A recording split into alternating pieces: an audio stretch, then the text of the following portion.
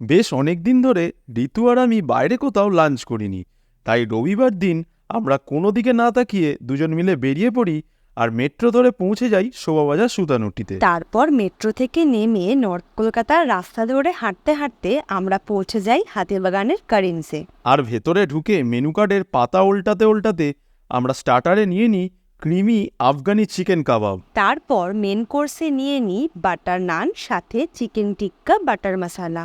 সব শেষে cold drinks খেয়ে রেস্টুরেন্ট থেকে বেরোতেই দেখি প্রচণ্ড বৃষ্টি। বৃষ্টি থামতেই আমরা দুজন মিলে চলে আসি বাগবাজার ঘাটে। আর বাগবাজার আসতেই আমাদের চোখে পড়ে ছোটবেলার সেই প্রিয় জিনিসটা, গোলা। এই গরমকালে গোলা হচ্ছে আমাদের দুজনেরই খুব ফেভারিট, তাই আমরা দুজন মিলে এখান থেকে নিয়ে নিই মশালা কোলা আর কালাকাট্টা ফ্লেভারের দুটো গোলা। এভাবেই দুজনে মিলে রবিবারের দিনটা মজা করে কাটিয়ে মেট্রো ধরে বাড়ির দিকে রওনা দিই।